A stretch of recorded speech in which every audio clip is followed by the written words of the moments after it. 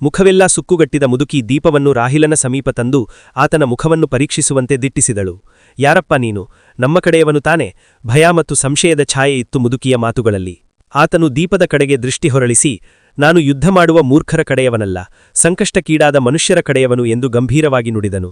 ಯಾ ಅಲ್ಲ, ಉಮ್ಮ, ನನ್ನನ್ನು ರಕ್ಷಿಸಿ, ನಾನಿನ್ನು ತಾಳಲಾರೆ, ಒಳಗಿಂದ ಮತ್ತೊಮ್ಮೆ ಕೇಳಿತು.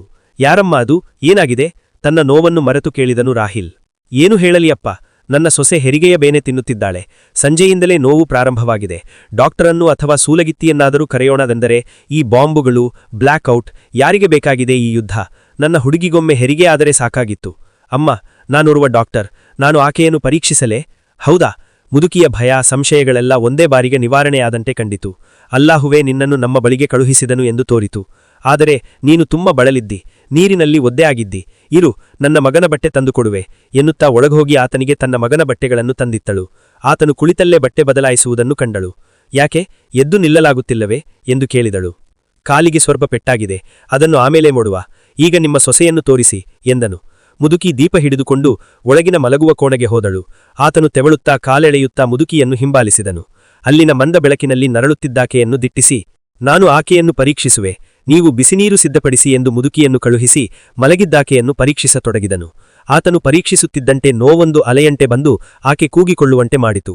ಹೊರಗೆ ದೂರದಲ್ಲಿ ವಿಮಾನದೊಂದರ ಹಾರಾಟದೊಡನೆ ಬಾಂಬಿನ ಸ್ಫೋಟವೂ ಕೇಳಿಸಿತು. ಜೀವಿಯೊಂದನ್ನು ಜೀವಸಹಿತ ಹೊರಹಾಕಲು ಈ ಹೆಣ್ಣು ಮಗಳು ತನ್ನ ಜೀವವನ್ನೇ ಪಣಕ್ಕಿಟ್ಟಿದ್ದಾಳೆ.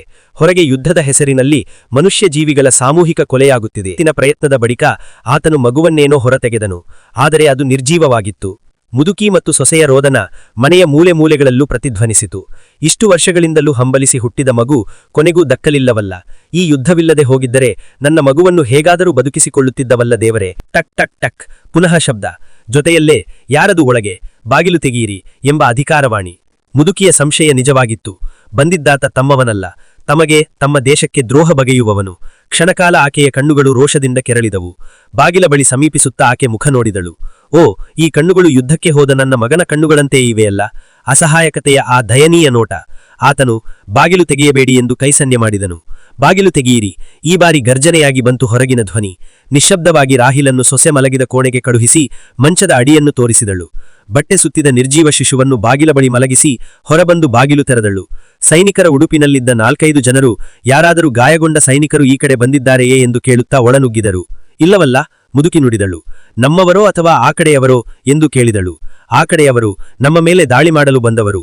ಅಷ್ಟರಲ್ಲಿ ನಾವು ವಿಮಾನವನ್ನು ಹೊಡೆದುರುಳಿಸಿದೆವು. ಆದರೂ ಈ ಮನೆಯಲ್ಲೊಮ್ಮೆ ನೋಡಿಬಿಡಿ, ಅಪ್ಪಣೆ ಕೊಟ್ಟಾನಾತನು.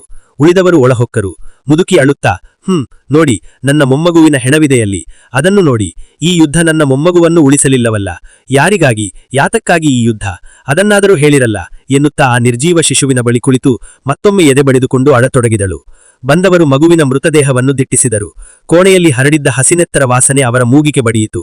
ಬಂದವರು ನಿಶ್ಶಬ್ದವಾಗಿ ಹೊರನಡೆದರು.